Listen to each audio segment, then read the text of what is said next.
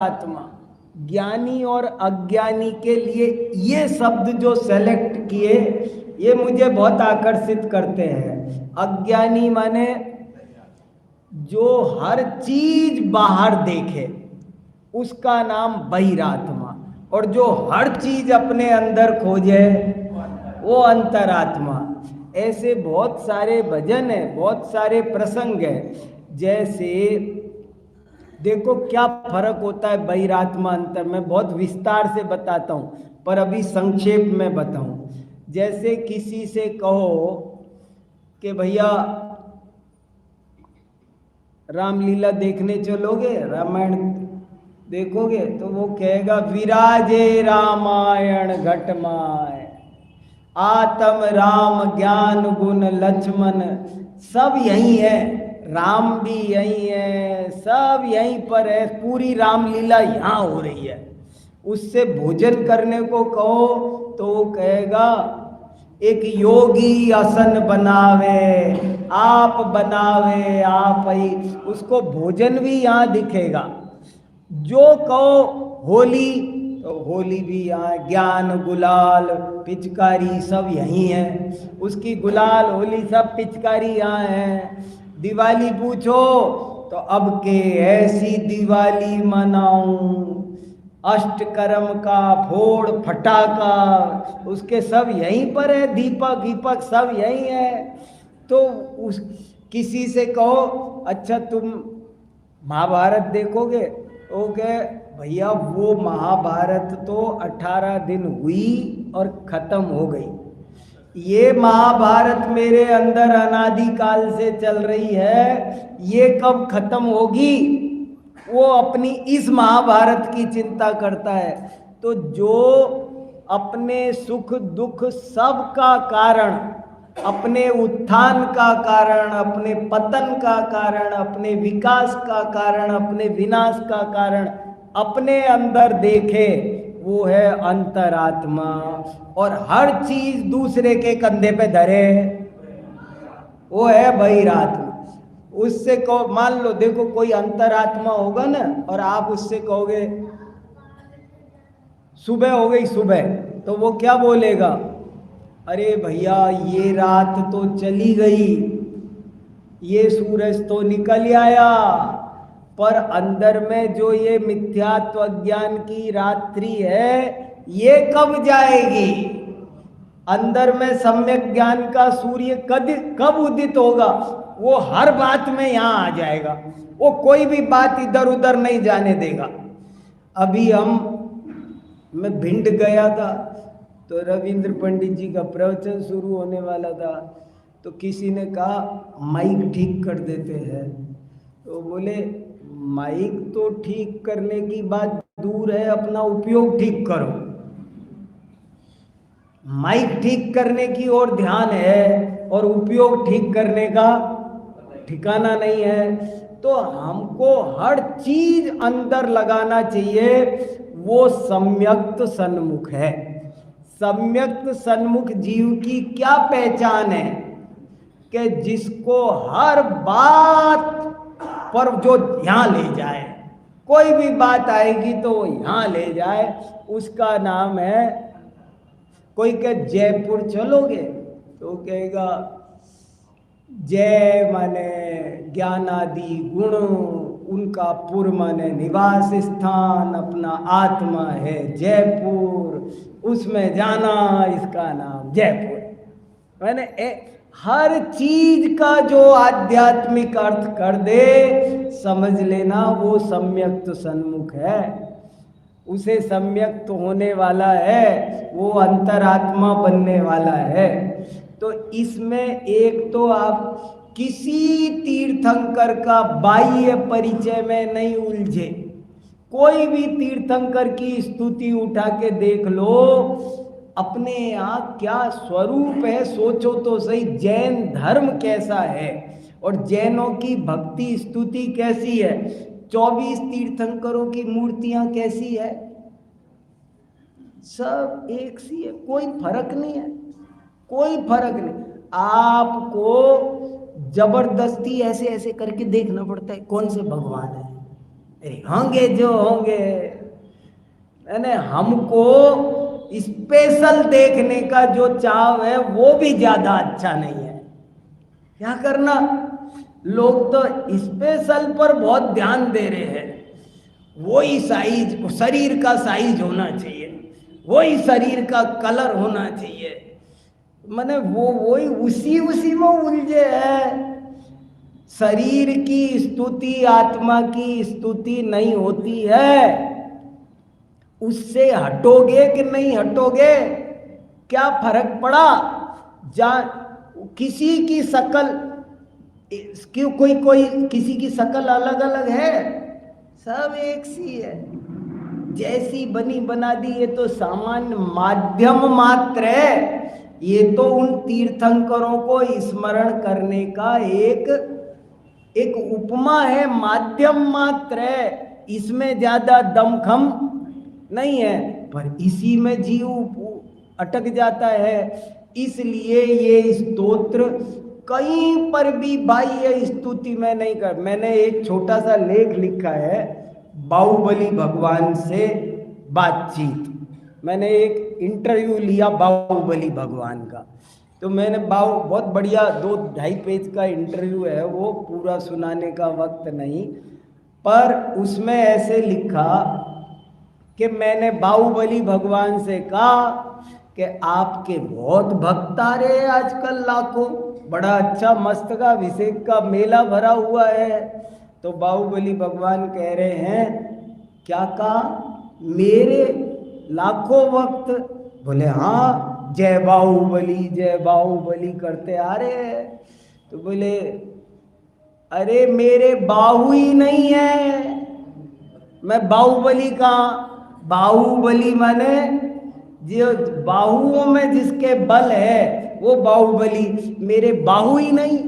अरे मैं तो ज्ञान बली हूँ, मैं तो ध्यान बली हूँ। उसको देखने वाले कितने हैं, लोग जाते हैं और देख के आते, क्या प्रतिमा है, क्या पत्थर है। वो पत्थर देख के आते, 1000 साल से ऐसी ऐसी मूर्ति। अरे तुम काय के दर्शन करने गए थे? अंतरात्मा बनो, अंतरात्मा, बहिरात्मा मत बनो। तो ये पूरी स्तुति में एक तो खास बात ये है, देखो प्रवचन सार में गाथा आती है, जो जानदि अर्हंतम दव्वत गुणत पज्जयते। कैसे जानता है? उनके मम्मी पापा से नहीं, जो अरिहंत को जाने किससे? बेलों से नहीं, द्रव्य गुण पर्याय से जाने तो मोह क्षय होता है, और किसी तरीके से नहीं होता है। इसलिए ये बात समझना जरूरी है। एक तो इस स्तुति की खास बात ये है कि इसमें उनके बाह्य परिचय को एकदम गौण कर दिया। कोई तीर्थंकर की स्तुति पढ़ लो, सारी स्तुतियों में कहीं पर भी उनका कितनी उम्र पाई आपने, आपकी जन्मभूमि क्या है, आपकी पंचकल्याणक तिथियां क्या है, आपकी निर्वाण स्थली क्या, कुछ नहीं लिखा। 24 तीर्थंकर की स्तुति में एक तिथि नहीं आई कि आप चैत्र शुक्ला त्रयोदशी को जन्मे, जय हो जय हो, ऐसे नहीं आया। मैंने कोई ऐसे तिथि, आप पावापुर से मोक्ष पधारे, जय हो, कुछ नहीं। क्या है ये सब? कोई किसी 24 तीर्थंकरों की कितनी भूमियां बन जाए, पर उन भूमियों की चर्चा नहीं, उनके परिवार की चर्चा नहीं, उनके शरीर के रंग भंग की चर्चा नहीं, उनकी ऊंचाइयों की कोई चर्चा नहीं। और 24 तीर्थंकर की स्तुति, वो भी इतनी लंबी, 143। तो कहा क्या है फिर जो ये कहना था? हमसे तो कोई कहे 24 तीर्थंकर की स्तुति लिखो एक पेज में, तो हम तो उसमें भी यही सब भरते हैं। एक पेज की स्तुति में हमको ये सारी चीजें भरना है और उसमें कुछ नहीं है, कहीं पर भी इस तरह का कोई परिचय नहीं है। और फिर भी 24 तीर्थंकर की स्तुति है, तो आपको ये देखना है कि इसमें ऐसी क्या बात बताई गई है। मैं आपको इसमें से कुछ छंद सुनाता हूँ, बड़े अच्छे अच्छे छंद है। और स्तुति करने का तरीका देखो, सारी स्तुतियाँ कैसी होती है, सब में कूट कूट कर तत्व ज्ञान भरा है। 143 के 43 श्लोकों में तत्व ज्ञान भरा है। देखो ऐसे स्तुति है इसमें, जैसे स्तुति का तरीका इतना सा है कि हे भगवान, आपने हमको ये समझाया कि आत्मा शरीर से भिन्न है, बस मैं इसीलिए आपको भक्ति पूर्वक प्रणाम करता हूं। हो गया एक छंद। एक एक छंद में एक एक सिद्धांत भरा हुआ है। हर छंद में एक सिद्धांत कहते हैं, हे भगवान, आपने ये समझाया कि प्रत्येक वस्तु प्रति समय उत्पाद व द्रव्यात्मक है, बस मैं इसीलिए आपको भक्ति पूर्वक प्रणाम करता हूं। हर पूरे 143 स्तोत्र पूरे हो जाएंगे, लेकिन स्तुति हो जाएगी पूरी, पूरा का पूरा तत्व ज्ञान। आपने बताया वस्तु अनेकांतात्मक है, आपने बताया कि वस्तु को स्यादवाद से ही कहा जा सकता है, इसलिए मैं आपको प्रणाम करता हूं। पूरी स्तुति तत्व ज्ञान से लबालब भरी हुई है। अब सुनो, देखो एक आधा श्लोक मैं तो यदा कदा पाठ करता रहता हूं, बहुत बढ़िया ये पूरा स्तोत्र है। देखो क्या कहते हैं, नाम भी आया हो ना कदाचित, तो वो नाम आया नहीं आया एक सही है। जैसे शीतलनाथ भगवान की स्तुति है, उसमें शीतलनाथ भगवान का नाम आया, तो कैसे नाम आया देखो, न शीतलाश्चंदन चंद्र रश्मयः, न गांगमंबो न च हारयष्टयः, यथा मुनेस्ते नगवाक्य रश्मयः, समाम्बुगर्भा शिशिरा विपश्चिताम। क्या लिखा कि हे भगवान, आपने बताया कि संसार में न चंदन शीतलता दे सकता है, न चांदनी शीतलता दे सकती है, न गंगा जल शीतलता दे सकता है, न कोई हार वार, कोई संसार की कोई वस्तु आत्मा को शीतलता प्रदान नहीं कर सकती है। केवल एक जिनवाणी ही शीतलता प्रदान कर सकती है। ये गजब की बात आपने मुझको समझाई, मैं इसके लिए आपको भक्ति पूर्वक प्रणाम कर। बताओ ये स्तुति हुई कि नहीं हुई, मुझे बताओ। कितनी गजब की स्तुति है, समझ में आया? कितना अच्छा लिखा, न शीतलाश्चंदन चंद्र रश्मय, न गांगमंबो न च हारयष्टयः, यथा मुनेस्ते नगवाक्य रश्मयः, समाम्बुगर्भा शिशिरा विपश्चिताम। मैं इसको कभी बहुत बड़ा पंचकल्याणक का पंडाल हो, बहुत पब्लिक हो, तो मैं इसको कहानी बना के सुनाता हूँ, सबके समझ में आ जाए। ऐसे बताता हूँ कि आप ऐसा समझो कि एक बार जंगल में आचार्य समंत भद्र एक पेड़ के नीचे बैठे थे और बहुत भक्तों से ने उनको घेर रखा था। तो शांति थी। एकाएक आचार्य समंत भद्र स्वामी ने प्रश्न पूछा कि बताओ इस दुनिया में सबसे शीतल वस्तु क्या है। क्या प्रश्न पूछा उन्होंने कि बताओ इस दुनिया में सबसे शीतल वस्तु क्या है? तो एक किसान बैठा था, वो बोला महाराज ये वट वृक्ष की छाया है ना, वो सबसे शीतल है। मैं दोपहर में खेत में काम करने के बाद इसी के नीचे छाछ रोटी खा के सोता हूँ, खर्राटा आता है। सबसे ठंडी, मेरी दृष्टि में सबसे शीतल वस्तु ये है।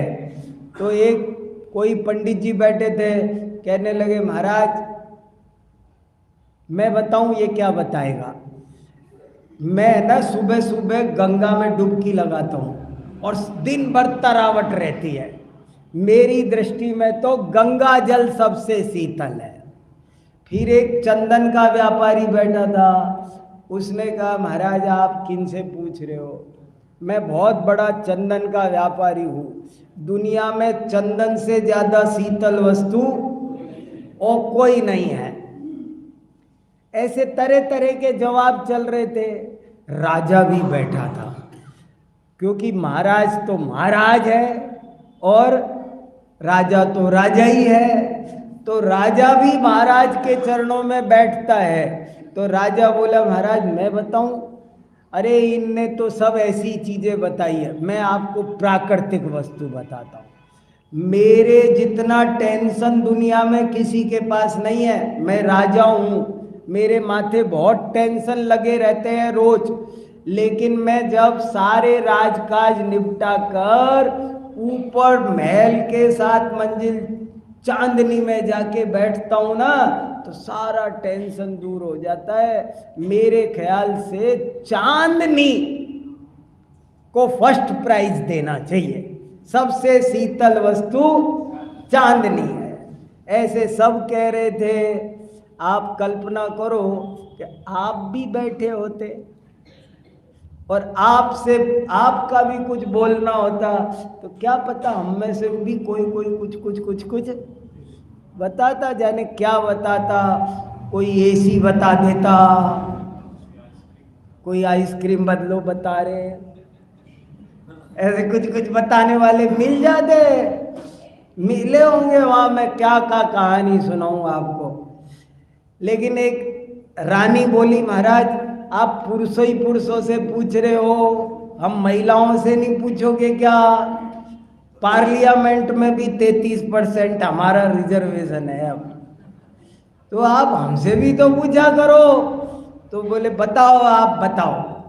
तो रानी ने कहा महाराज मैं बताऊं, एक बसेरे के मोती का हार होता है और वो इतना ठंडा होता है थोड़ी देर पहन लो तो जुकाम लग जाए।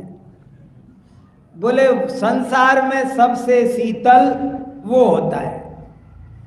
ऐसे सब कुछ बोल रहे थे। तभी महाराज जी के संग में एक छुल्लक जी बैठे थे। छुल्लक जी कहने लगे महाराज जी मैं भी कुछ बताऊं? बोले हाँ बताओ। अब छुल्लक जी का उत्तर सुनो आप ध्यान से। छुल्लक जी ने क्या उत्तर दिया? वे बोले कि गुरुदेव इन सब लोगों ने जो कुछ बताया है, जो चीजें बताई है, वे सब क्वचित कदाचित कथनचित शरीर को शीतलता देने वाली तो कही जा सकती है, पर आत्मा को शीतलता देने वाली कोई वस्तु है तो वो एक ही है, जिनवाणी जिनवाणी जिनवाणी। क्यों? कि देखो कैसे कि देखो आप चंदन भी लगा लो, सब उपाय कर लो, एसी भी लगा लो, आपके जो करने हो, मगर अंदर में कसाय की अग्नि धधक रही हो तो पूरी रात कैसे बीतेगी? पूरी रात करवट बदलते बीतेगी। सारे शीतलता के उपचार धरे रह जाएंगे। और यदि अंदर में जिनवाणी होगी तो आप पहाड़ के शिखर पर गर्मी में बैठे हो और ऊपर से माथे पे सिगड़ी भी जल रही हो, तो भी अंदर में शीतलता का झरना झड़ता है। ये शीतलता कौन देता है? आज सुबह सुनाया ना सब स्वाध्याय की महिमा। स्वाध्याय जरूर से जरूर करो। मैं बहुत जगह एक नियम दिलाता हूँ। आप नियम जानते हो ना, कोई कोई नियम ले, भैया नियम लो, तरह तरह के कोई तो नियम लो। मैं एक नियम दिलाता हूँ, भजन बिना भोजन नहीं, स्वाध्याय बिना शयन नहीं। ये नियम लो। आज हमारी समाज का स्तर उठ जाए पूरी का, अगर हर जैन एक नियम ले ले। लोग तरह तरह के और नियम लेते हैं। मैं कहता हूँ हर जैन एक नियम ले ले कि भजन बिना भोजन नहीं और स्वाध्याय के बिना शयन नहीं, तो बस समाज की तरक्की हो जाए। भोजन करने बैठो थाली पर तो सवाल पूछा करो कि मैंने आज थोड़ी देर भजन किया कि नहीं किया, 2 मिनट 4 मिनट। अगर नहीं किया तो खबरदार रुक जाओ, अभी तुमको भोजन करने का हक नहीं है। रुको, थाली रखी रहने दो, पहले भजन करो। 10 मिनट 5 मिनट तुम 9 बार नमोकार मंत्र बोलो बाबा, बस कुछ करो, लेकिन भजन बिना भोजन नहीं। बिना देव शास्त्र गुरु की भक्ति के हम भोजन नहीं करेंगे। यदि हर जैन इतना सा नियम ले ले तो कितना बड़ा काम हो जाए। भजन बिना भोजन नहीं और स्वाध्याय बिना शयन नहीं। मैं लो सोने लगे तो ऐसे नहीं कि सोने आए धड़ाम पड़ गए, ऐसे नहीं। सोने से पहले अपने से सवाल पूछो, आज मैंने स्वाध्याय किया कि नहीं। अगर नहीं किया तो समझ लो मुझे सोने का अधिकार नहीं है। ये बिस्तर नहीं है, समझ लेना 11,000 वोल्ट का करंट आ रहा है, लेटना नहीं। दिन भर क्यों नहीं स्वाध्याय किया, सारा दिन क्यों बिताया? अब तुम सो नहीं सकते, पहले उठो, 10 ही मिनट पढ़ो, एक गाथा पढ़ो। एक वाक्य जिंदगी बदल देता है, एक वाक्य, एक जरा सा स्वाध्याय भी जीवन बदल देता है। इसलिए स्वाध्याय के बिना एक भी दिन नहीं जाना चाहिए। खूब स्वाध्याय कर। अरे कैसे कैसे स्वाध्याय करने वाले हुए। एक ऋषि हुए जिनका नाम था अक्षपाद। क्या नाम था? उनका ओरिजिनल नाम अक्षपाद नहीं था, उनका नाम तो गौतम था, लेकिन उनका नाम पड़ गया अक्षपाद। अक्षपाद नाम क्यों पड़ गया? अक्ष माने आंख, पाद माने पैर, उनके पैरों में 2 आंखें। तो वो कैसे पैरों में 2 आंखें? वो बहुत पढ़ने के शौकीन थे, स्वाध्याय के शौकीन। तो एक बार पता नहीं क्या हुआ, पढ़ते जा रहे थे, चलते जा रहे थे, और चलते चलते जंगल में एक खाई में उतर गए, पता ही नहीं चला, और खाई में भी पढ़ते ही रहे। तो कोई वन देवता प्रकट हुआ और उसने कहा, मैंने ऐसा अध्ययनशील आदमी तो आज तक देखा ही नहीं। तो उनसे कहने लगा, आपको देखकर मन प्रसन्न हुआ, कोई वरदान मांगो। वो बोले कुछ नहीं चाहिए। अरे नहीं, कुछ तो सेवा का मौका हमको, आप जैसे ज्ञानी का सेवा का मौका मिलना चाहिए। तो उन्होंने कहा, तुम कुछ देना ही चाहते हो, दे सकते हो तो मेरे दोनों पैरों में 2 आंख लगा दो, चलने के काम वो आ जाएगी। पर ये आंखें मैं 24 घंटे किताब से नहीं हटाना चाहता। प्रेरणाएं हैं, कहानियां हैं, ये सब कहानियां हैं, ये भी सब वही उपमा रूपक अलंकार हैं ये। और क्या है इसमें? ये प्रेरणा है कि पढ़ो, स्वाध्याय करो। स्वाध्याय करना बहुत जरूरी है। मुझे एक दफे छोटा था तो किसी ने एक बात कही, तब से मेरे को और स्वाध्याय में रुचि जगी। मैं मंदिर में पूजा पाठ सब कर लेता, स्वाध्याय नहीं करता। तो मेरे को एक ने कहा कि सुनो, एक आदमी डॉक्टर के पास जाए, समझ लो एक आदमी डॉक्टर के पास जाए और डॉक्टर को 1 घंटे तक सुनाए कि डॉक्टर साहब आजकल मेरी तबीयत बहुत खराब रहती है, सिर में ये रहता है, पेट में ये रहता है, घुटने में ये रहता है, पीठ में ये रहता है, ऐसे 1 घंटे तक सुनाए और फिर डॉक्टर कहे कि अच्छा अब मैं तुमको कुछ उपाय बताता हूँ, इलाज बताता हूँ। डॉक्टर साहब मेरे को ऑफिस को देर हो रही है, मैं जा रहा हूँ। समझ में आया बात? हमने तो 1 घंटे सुनाया उनको। पूजा में और प्रवचन में क्या अंतर होता है? मेरे गुरुजी बताते हैं कि पूजन और प्रवचन में क्या अंतर है कि बोले जब भक्त बोले और भगवान सुने उसका नाम है पूजा, और जब भगवान बोले और भक्त सुने तो उसका नाम है प्रवचन, स्वाध्याय। तो कौन ज्यादा बढ़िया काम है? वो केवल ज्ञानी है, उनको सब पता है और तुम उनको फिर सुना रहे हो वही बातें, वो तो पता है उनको। हम उनको तो सुना देते हैं और स्वाध्याय करने का मौका आए तो जरूर कैसे भी करके स्वाध्याय रोज की खुराक बननी ही चाहिए। देखो ना कितना अच्छा लिखा, न शीतलाश्चंदन चंद्र रश्मय न गांगमंबो न चहारयष्टय यथा मुनेस्ते नगवाक्य रश्मय समाम्बुगर्भा शिशिरा विपश्चिताम। के हे भगवान, दुनिया की कोई चीज आत्मा को शीतलता नहीं दे सकती है। आत्मा को शीतलता दे सकती है कोई चीज तो वो एक ही है, जिनवाणी। ज्ञान से ही शांति मिलती है।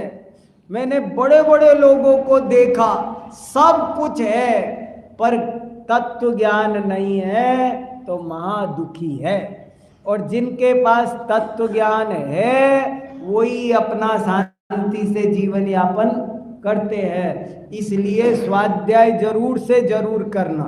ऐसे इसमें बहुत सारे छंद है, देखो कितने सुनाऊं आपको, अद्भुत अद्भुत छंद, जो पढ़ो वो पढ़ लो।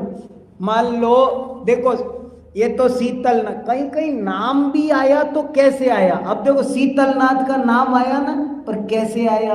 कुछ नाम जैसा आया? कुछ नहीं। वो तो जिनवाणी की शीतलता, उनको शीतल नाम से जिनवाणी की शीतलता याद आई और कुछ नहीं आई। इस नाम में क्या धरा है? पर घर फिरत बहुत दिन बीते नाम अनेक धराए। इस नाम की क्या वैल्यू है? ऐसे ही एक है जिसमें शांतिनाथ का नाम आया, पर कैसे आया देखो, स्वदोष शांत्या विहितात्म शांति शांतिर्विधाता शरणंगताना भूयात् भव क्लेश भयोपशांत्यै शांतिर्जिनो में भगवान शरण्य। मुझे गजब का स्तोत्र लगता है, बड़ी विनय भक्ति सब झलक रही है इसमें, मगर कहीं पर कोई सिद्धांतों का अतिक्रमण नहीं होने दिया। लोग गड़बड़ करते हैं, या तो विनय चली जाती है या सिद्धांतों में गड़बड़ कर देते हैं। इसमें विनय भी है और सिद्धांतों का अतिक्रमण भी नहीं है। और ये लाइन तो बहुत कमाल की है, स्वर्णाक्षरों में लिखो, क्या कहा? स्वदोष शांत्या विहितात्म शांति। अर्थ समझ में आया? हे शांतिनाथ भगवान, आप खाली नाम के शांतिनाथ नहीं हो, आप असली शांतिनाथ हो। और आपने दुनिया को भी असली शांतिनाथ बनने का तरीका बताया, इसलिए मैं आपको प्रणाम करता। क्या स्तुति हो रही है, बताओ। देखो आनंद आया। क्या कह रहे, हे शांतिनाथ भगवान, आप खाली नाम के शांतिनाथ नहीं हो, आप असल में शांतिनाथ हो, और आपने दुनिया को भी सच्चा शांतिनाथ बनने का तरीका बताया। क्या तरीका बताया, क्या तरीका बताया, एक ही श्लोक में लिख दिया, उसी में लिख दिया, अलग नहीं है। देखो है ना, 16वें तीर्थंकर की स्तुति में लिखा है, स्वदोष शांत्या विहितात्म शांति शांतेर विदाता शरणंगताना। मुझे तो इनके स्तोत्र गाने पढ़ने में भी बहुत ही मीठे लगते हैं, ऐसे प्यारे प्यारे छंद है, सरस बहुत है। इनको तत्व ज्ञान की दृष्टि से देखो तो भी, और इनको साहित्य की दृष्टि से देखो तो भी, क्या भाषा है इनकी, कैसे छंद है। देखो, स्वदोष शांत्या विहितात्म शांति शांतेर विदाता शरणंगतानाम भूयाद भव क्लेश भयोपशांत्यै शांतिर्जिनो में भगवान शरण्य। कोई भी व्यक्ति सच्चा शांतिनाथ कैसे बन सकता है? हमको, आपको, सबको शांति चाहिए ना।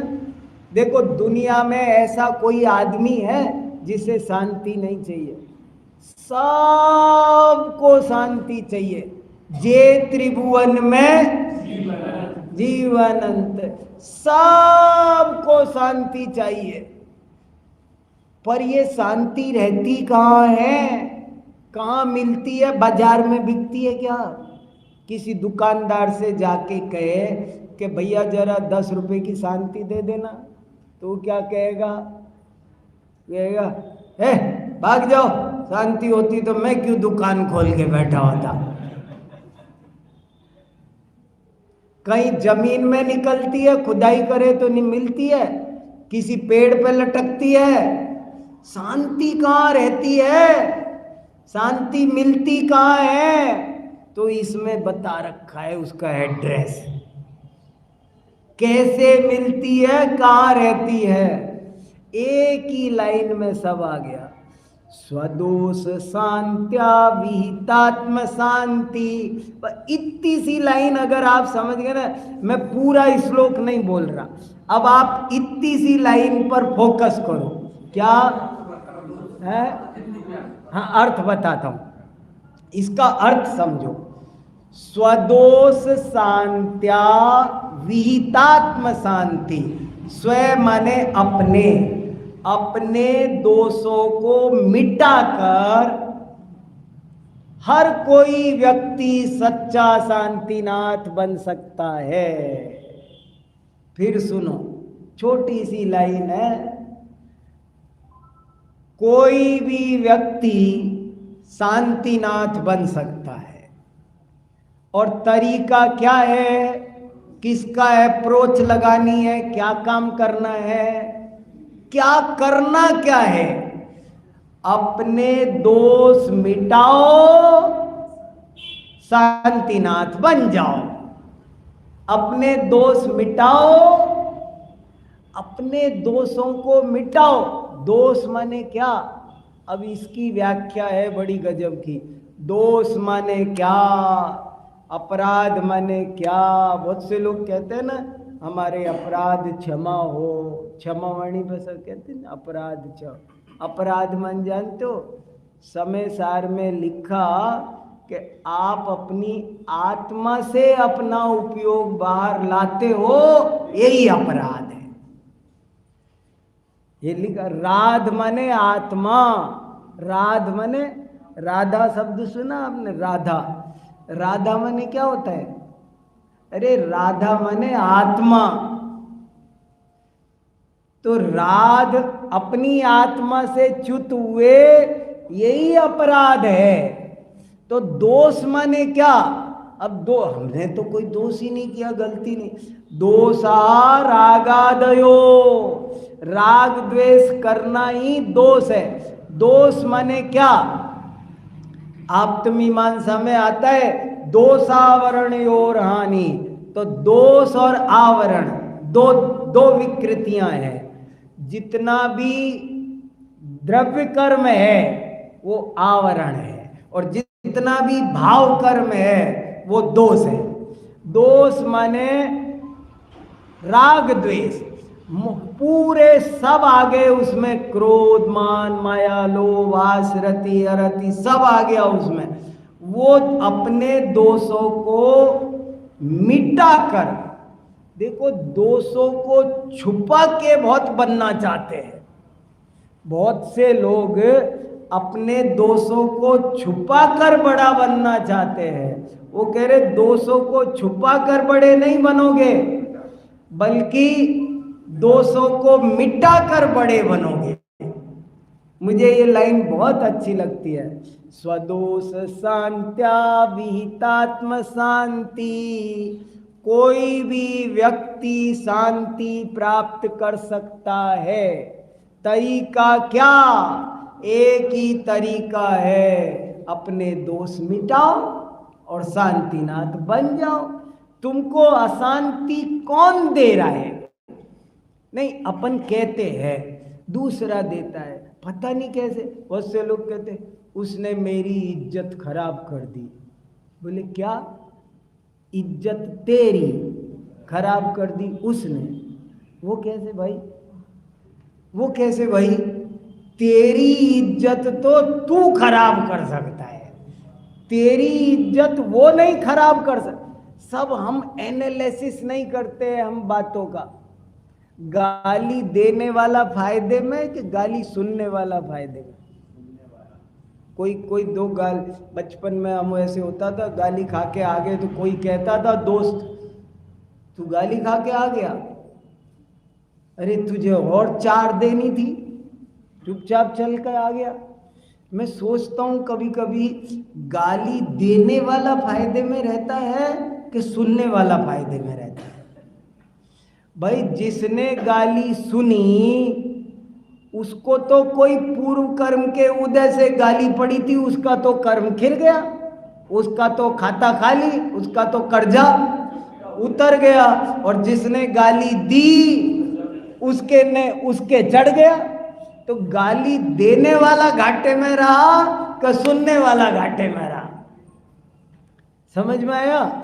ऐसे हम एनालिसिस नहीं करते हैं, बेईमानी करते जाते हैं। हम नहीं जानते कि ये बेईमानी दूसरे के साथ नहीं हो रही है, ये हमारे ही साथ हो रही है। मैं एक उदाहरण और देता हूँ कि समझ लो, मैं दुकानदार हूँ और मेरे पास कोई चीनी खरीदने आया, कहने लगा 1 किलो चीनी दे दो।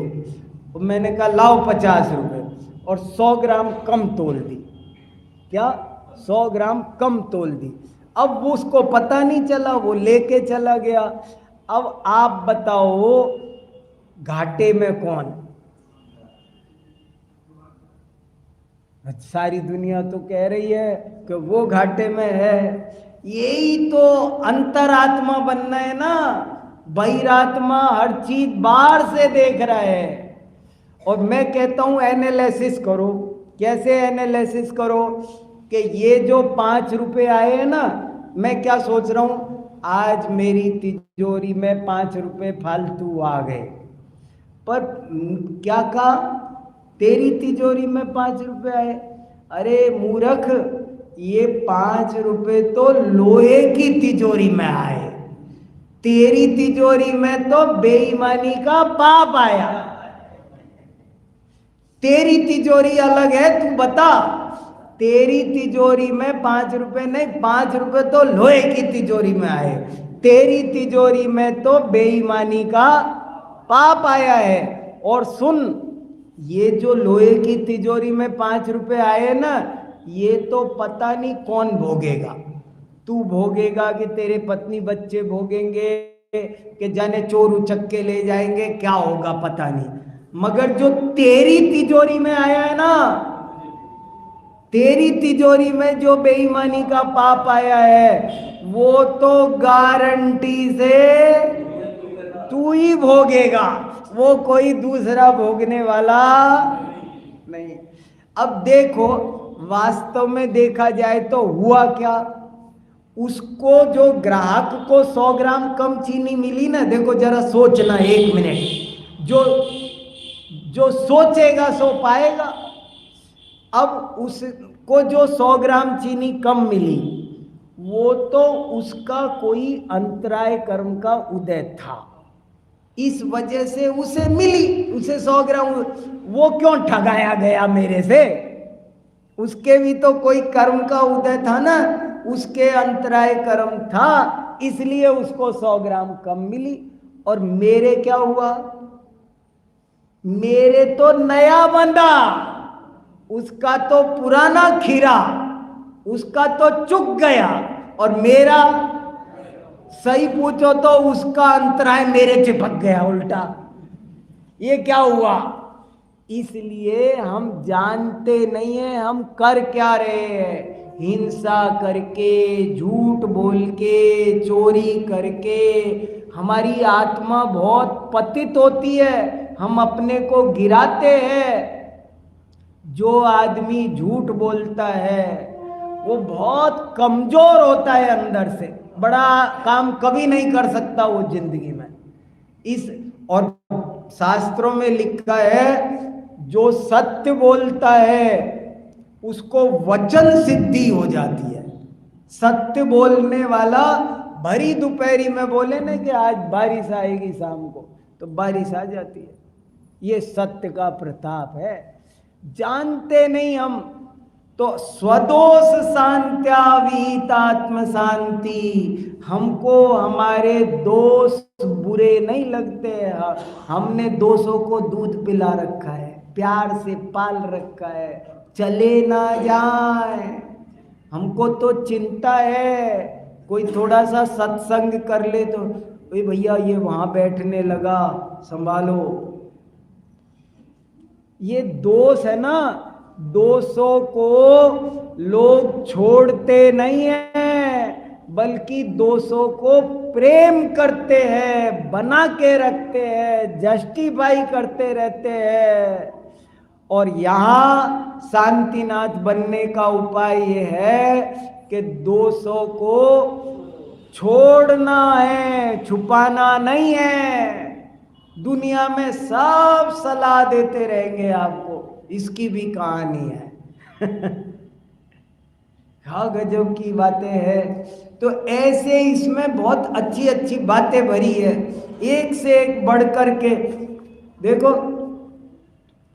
एक और सुनो, न पूज्यार्थ, वासपूज्य भगवान की स्तुति में क्या लिखा, न पूज्यार्थ त्वयिवीतरागे, न निंदया नाथ विवांत वैरे, तथापि ते पुण्य गुण स्मृतिर्न पुनाति चित्तम दुरितांजनेभ्य।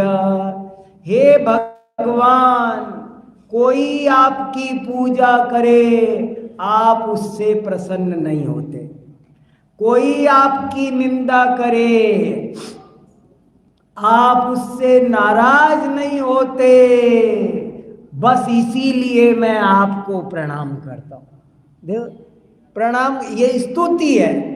आपको ऐसे भगवान मिलेंगे कि जो राजी नाराजी होते हैं और बोले आप कैसे हो, कोई कितनी भी स्तुति करे, अर्घावतारन असी प्रहारन मैं सदा समता धरन। आप ऐसी समता धारण करते हो, ये बात अलग है कि जो स्तुति करता है उसे वैसा उत्तम फल प्राप्त होता है, जो निंदा करता है उसे वैसा अधम फल प्राप्त होता है, पर वो आप देते नहीं हो। शशि शांतिकरण तप हरण हेत स्वयमेव तथा तुम कुशल दे। जैसे कोई पेड़ के नीचे जाके बैठे तो कहने में आता है कि पेड़ ने छाया दी, पर वास्तव में पेड़ छाया देता नहीं है। ये उपचार कथन है।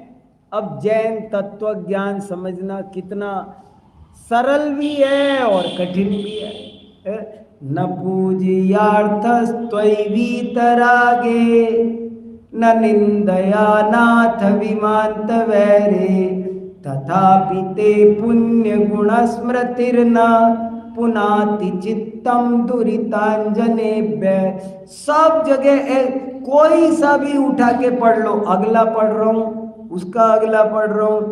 बाह्ये तरोपाधि समग्र तेयम कार्ये सुते द्रव्यगत स्वभाव।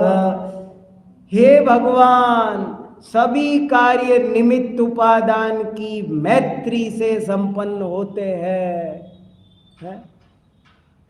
क्या लिखा? गजब की बातें लिखी।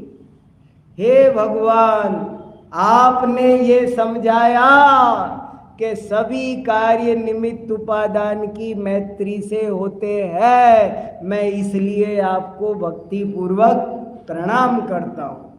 क्या क्या बातें लिखी है। विवेति मृत्योर्न ततोस्ति मोक्षो नित्यम शिवम वांछति नास्य लाभ तथापि बालो भय काम वश्यो व्रथा स्वयं तप्यत इत्यवादी। ये तो गजब का ही है।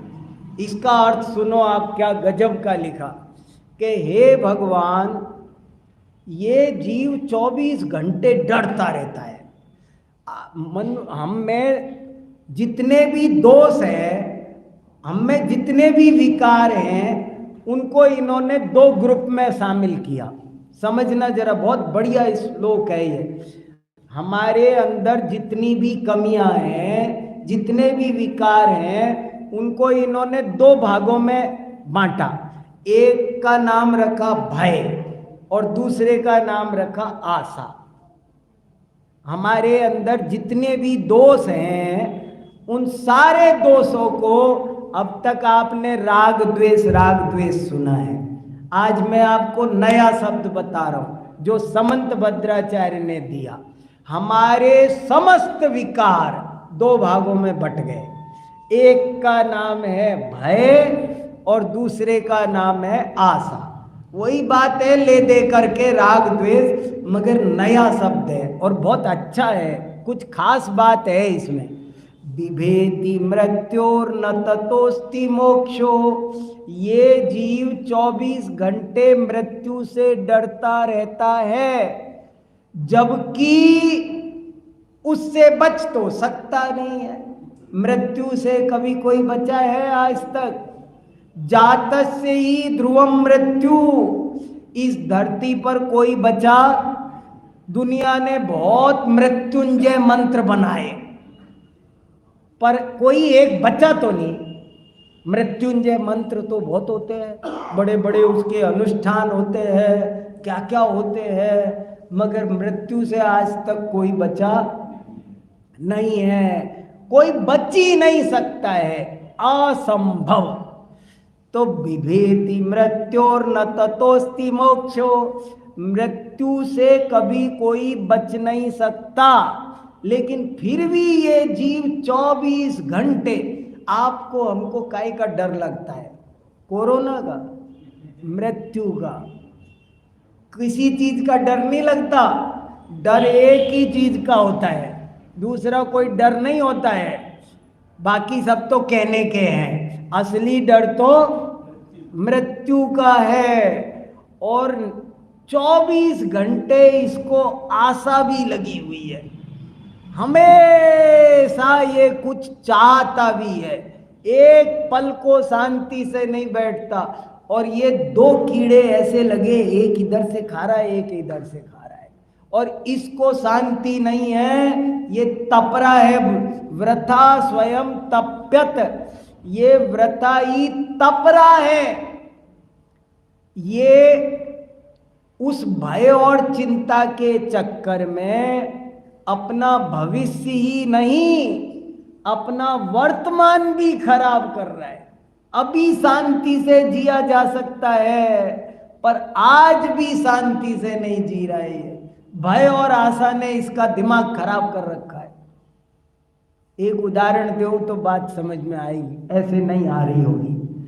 एक उदाहरण समझो, बहुत बढ़िया दृष्टांत है, बड़े काम का, मन लगा के सुनना, बहुत बढ़िया दृष्टांत, काल्पनिक दृष्टांत है। आप ऐसे समझो कि इधर भी एक पिंजरा है और इधर भी एक पिंजरा है, दो पिंजरे हैं। एक पिंजरे में बिल्ली है, दूसरे पिंजरे में चूहा है, और पिंजरों के ताले लगे, पैक है, दोनों पिंजरे दूर दूर रखे हैं थोड़े थोड़े। और बिल्ली के पास में उसके पसंद की रस मलाई वगैरह सब कुछ है, और चूहे के पास अपने पसंद के सब काजू बादाम मूंगफली जो उसको पसंद है वो है, सब उसके पास है। लेकिन ना बिल्ली रसमलाई खा रही है और ना चूहा काजू मूंगफली खा रहा है। समझ में आ गया आपको? चित्र दिख गया कि नहीं? चित्र दिखना चाहिए आपको। दो पिंजरे पास पास रखे हैं, एक पिंजरे में कौन है और दूसरी पिंजरे में कौन है, और दोनों को कोई प्रॉब्लम नहीं है। पानी की कटोरियां भी रखी है, प्यास लगे तो पानी पी सकते हैं, पानी भी रखा है, और दुनिया में जो उनको सबसे पसंदीदा है वो रसमलाई भसमलाई जो कुछ उनके काम की चीज वो रखी है, मगर दोनों नहीं खा रहे। क्यों नहीं खा रहे? दोनों क्यों नहीं खा रहे? कि एक को तो भय सता रहा है और दूसरे को आशा सता रही है। ये भय और आशा इनको वर्तमान का भी सुख नहीं लेने। पता है कि वो पिंजरे में कैद है, बिल्ली कैसे भी करके उसे नहीं पा सकती है, और चूहा पिंजरे में है, बिल्ली उसका कुछ नहीं बिगा, वज्र की दीवार में बैठा है दो पिंजरों के बीच। अब वो बिल्ली क्या बिगाड़ सकती है उसका? वो चुपचाप कुतर अपने मूंगफली क्यों नहीं मजे ले रहा, लेकिन नहीं ले रहा वो धूज रहा है। क्यों धूज रहा है? वो फालतू ही। उसका भय कितना मतलब का है बताओ मुझे? उसका भय एकदम व्यर्थ।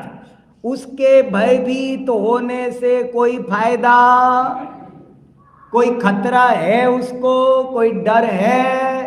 कोई डर नहीं, मगर वो डर रहा है। और इस बिल्ली को क्या, इसको क्या मिल जाने वाला है?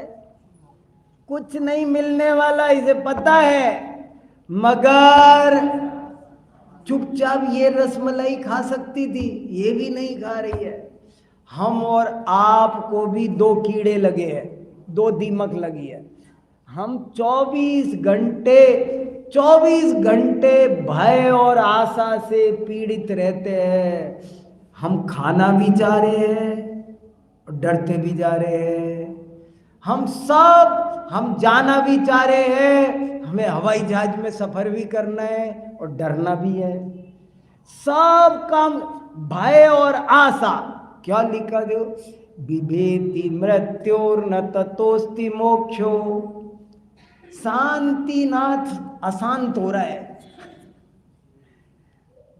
बिभेति मृत्योर्न ततोस्ति मोक्षो नित्यं शिवं वाञ्छति नास्य लाभ तथापि बालो भय काम वश्यो वृथा स्वयं तप्यत इत्यवादी।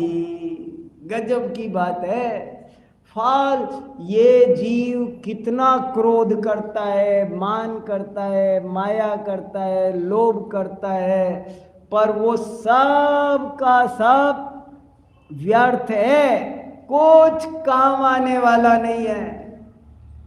और दुनिया उसी की सलाह देती है, बेईमानी करो, दो ये तो कह रहे दोष मिटाओ, और दुनिया हमको दोष करना सिखा रही है, उस मार्ग पे लगना सिखाती है। हमारे यहाँ एक कहानी सुनाई देता हूँ, दोबारा भी वही याद आ गई, तो अब कब तक बचूंगा मैं। एक सम्यक्त कौमुदी नाम का ग्रंथ है, बहुत प्यारा ग्रंथ है, उसमें बहुत कहानियां हैं। कहानियां पसंद है? सम्यक्त कौमुदी का स्वाध्याय करो, बहुत सरल ग्रंथ है, बड़ा प्यारा ग्रंथ है, कठिन नहीं है, आपको बहुत अच्छा लगेगा। और जगह जगह जगह जगह कहानियां आएंगी खूब सारी। मैं कहाँ कहाँ से लाता हूँ, सब शास्त्रों में से लाया हूँ, मेरी कोई कहानी नहीं है, सब उसी में से सुना रहा हूँ। देखो, सम्यक्त कौमुदी में से एक कहानी सुनाता हूँ गजब की। एक ब्राह्मण था, बहुत संतोषी स्वभाव का, तो उसकी पत्नी उससे कहती रहती थी, तुम कहीं से कुछ ज्यादा धन लेके आओ, तंगी में घर चल रहा है, लाओ लाओ, रोज उलाहना देती थी, कहीं से कुछ धन लाओ, कहीं से कुछ धन लाओ।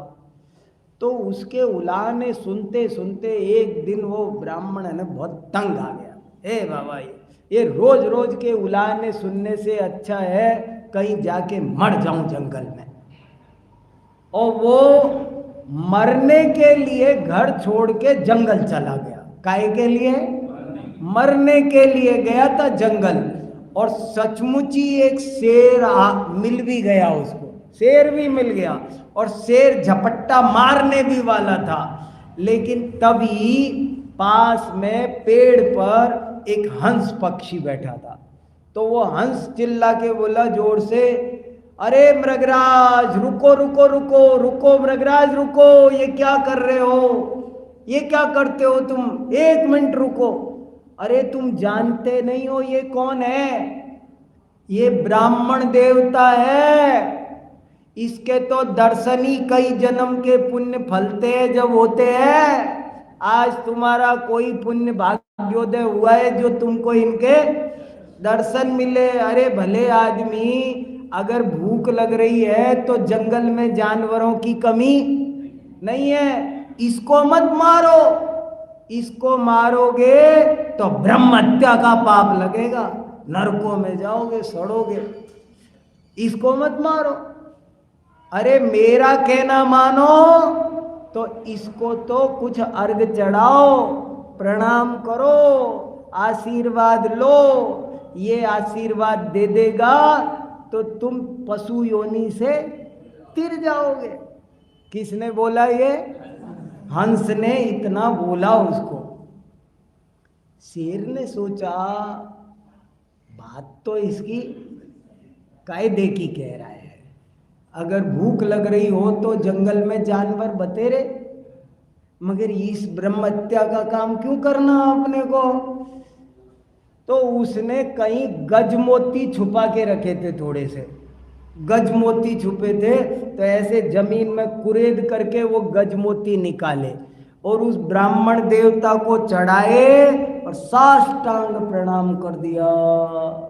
ब्राह्मण देवता ने भी, गजमोती मिल गए उसको, तो वो खुश हो गया और आशीर्वाद दे दिया, और उसे आशीर्वाद दिया, और जैसे ही गजमोती मिले ना तो वो घर चला गया। जिस भट्टी से निकल के आया था ना, उस भट्टी में फिर चला गया। और वहां घर गया तो क्या हुआ, सबने नए नए कपड़े खरीद लिए, घर की वाइट वॉश हो गई, खिड़की दरवाजे बदल गए, पर्दे बदल गए, खाना हलवा पूड़ी खीर पूड़ी बनना शुरू हो गए, थोड़े आराम से रहने लग गए, थोड़ा कुछ ठीक ठाक हालत हो गई। लेकिन वो कुछ कमाता धमाता तो था नहीं ना। जो कमाता धमाता नहीं है उसका कितना भी धन हो एक दिन खर्च हो जाता है। तो वो सारे गजमोती उन्होंने खा पी के खर्च कर दिए। तो खर्च कर दिए तो पत्नी बोली, फिर से जाओ ना, फिर से जाओ। बोले हाँ ठीक है। तो फिर से जंगल में गया। अब वो फिर से जंगल में गया, उसी रास्ते वहीं, तो उसी पेड़ के नीचे वही शेर फिर बैठा था, और उसने दूर से देखा उस शेर ने, तो खड़ा हो गया हाथ जोड़ के पधारो मेरे ब्राह्मण देवता, प्रातः स्मरणीय पधारो। हे मेरे प्रातः स्मरणीय ब्राह्मण देवता, मेरा धन घड़ी थी, धन दिवस था जब आपके दर्शन मिले थे। आज मेरा फिर से भाग्योदय हुआ है जो तुम पधारे हो। आओ आओ, पधारो पधारो, अत्रो तिष्ठो, विराजो महाराज। और आसन में लगाया और कहा यहाँ बैठो। उस दिन तो मेरे पास में ज्यादा गजमोती नहीं थे, आज मैंने आपके लिए बहुत सारे इकट्ठे करके रखे हैं, आप बैठो। जब वो ये काम करने लगा, वो गजमोती चढ़ा के प्रणाम करने लगा, तो आज परिस्थिति में एक अंतर था।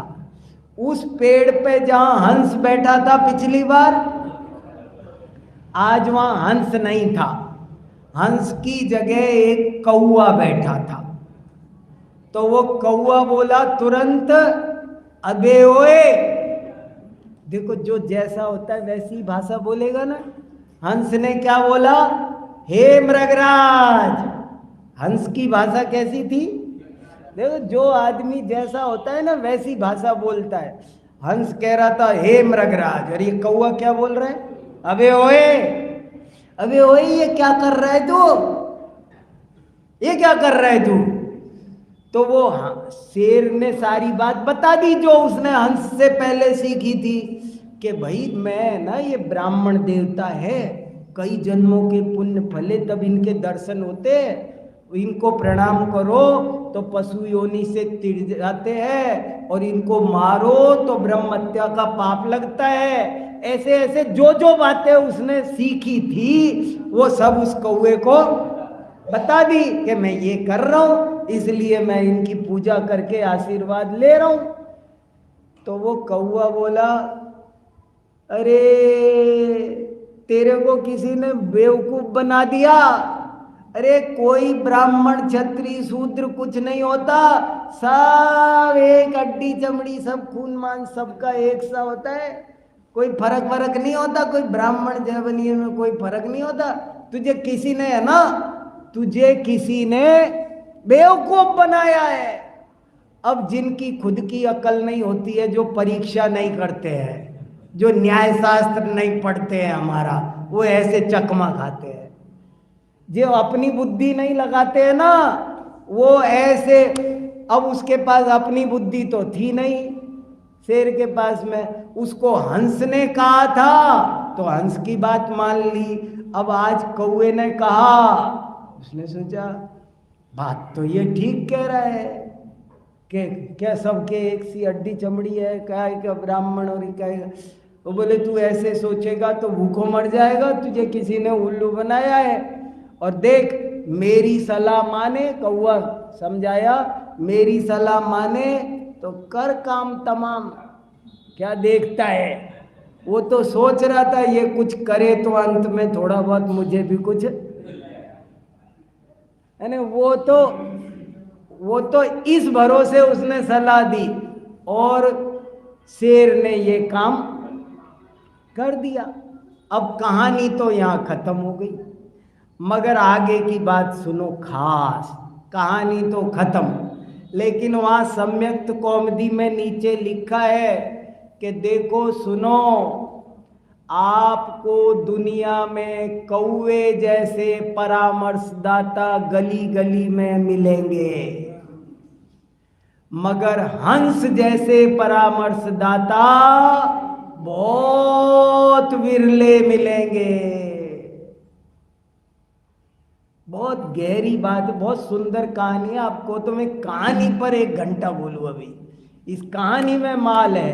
देखो, उस हंस ने अपना भी भला किया, खुद भी पुण्य बांधा ना एक अच्छी सलाह देके, ब्राह्मण का भी भला किया। वो मरने आया था, शेर का भी भला किया और उस ब्राह्मण के परिवार का भी भला किया, उसने सबका भला किया। और ये कौए ने अपना भी पाप बंद किया। ब्राह्मण तो गया ही काम से, उसके घर वालों का भी बुरा किया और शेर का भी बुरा किया, सबका बुरा किया। आपको दुनिया में हिंसा, झूठ, चोरी, कुशील, परिग्रह, इन मार्गों पर लगने की सलाह देने वाले तो बहुत मिलेंगे, गली गली मिलेंगे। बिन बुलाए घर आएंगे, लोग बिना बुलाए घर आते हैं, हमारे सोफे पे बैठते हैं, हमारी चाय नमकीन बर्फी खाते हैं और आके घर में कलेश कर जाते हैं। एक आधा का दिमाग जरूर खराब कर जाएंगे। आपने इस कमरे में एसी नहीं लगा रखा, और वो तो कह के चले गए। बाद में बच्चे, पापा वो अंकल क्या कह रहे थे? तुम तो कह जाओगे, अजी आप गाड़ी बदल दो ना, दूसरी गाड़ी लो बढ़िया वाली, ये एक गाड़ी ले लो, यहाँ इधर कूलर लगाओ, एक तो पेंट कर दो, थोड़ा बहुत साइड बिजनेस और बढ़ाओ ना। हमारे घर आए तुम, बिन बुलाए आए, हमारी बर्फी खा रहे हो और यहां आके घर में दो चार का दिमाग खराब करके जाते हैं। बाद में वो बच्चे हमारे पीछे लगते हैं, पापा अंकल भी तो कह रहे थे गाड़ी नई खरीद लेते हैं ना, इस दिवाली तो खरीद ही लो। अच्छा पिछली भी निकल गई, आपने खरीदी नहीं, आप कंजूस हो। उनको क्या समझाए बताओ। आरंभ परिग्रह में लगाने की शिक्षा देने वाले, बहुत बारीक कहानी है ये, छोटी कहानी मत समझना, ये कहानी बारीक है, बहुत बारीक है। आप इसको, मैं वही कह रहा हूं, आप हंस के सुन लो मगर हंसी में मत उड़ाना, बचा के रखना, आज नहीं कल फलेगी, आपको मौके बेमौके याद आएगी। लोग भिड़ाने वाले बहुत मिलते हैं, आग लगाने वाले बहुत मिलेंगे। तुमने ऐसे नहीं किया, थोड़ा झगड़ा हो रहा हो ना पति पत्नी में, तुम जाने कैसे इनको इतने साल से बर्दाश्त कर रही हो, मैं होती तो और लगा दे आग। नहीं पता नहीं क्या है, देखा है मैंने, मैं बहुत बातें बता सकता हूं, बड़ा बुरा हाल है। भड़काने वाले बैठे जगह जगह, सुलझाने वाले नहीं है समस्या को। क्या धरा है? सम्यक्त कौमुदी की कहानी है। मैं पढ़ता था ना, मैं शास्त्री पढ़ने गया ना, मुझे मेरे कई रिश्तेदारों ने, तुम तो बहुत बुद्धिमान हो, काहे को शास्त्री कर रहे हो, IAS करो, फलाना करो, बैंक में नौकरी करो, ये करो वो करो। सब उल्टे रास्ते चलने की सलाह सब देते हैं। आप धर्म के रास्ते चलो, स्वाध्याय संयम के रास्ते पर चलो, तो आपको रोकने वाले मिले। हंस जैसी सलाह लिखा सम्यक्त कौमुदी में, कौवे जैसे परामर्श, नाम के राय बहादुर बहुत मिलेंगे, नाम भी रख रहा है राय बहादुर, मगर सच्ची राय देने वाला मिलना इस दुनिया में, सच्ची सलाहकार हर लेटर पैड पे छपा होता है, परामर्शदाता। अरे परामर्शदाता कौन होता है? हंस जैसा व्यक्ति परामर्शदाता होता है, कौवे जैसे परामर्शदाता नहीं हुआ करते हैं। तो आप इस कहानी को संभाल के रखना और कौवे जैसे परामर्शदाताओं से बचना। हंस जैसे परामर्शदाता हैं ये आचार्य जिनवाणी माता, इनकी सलाह मानना तो जीवन मंगलमय होगा। चलो कैसी कैसी कहानियां लिख गए आचार्य। मैं अपनी भी सुनाऊंगा एक आधा। अभी तो मैंने शास्त्रों की सुनाई है।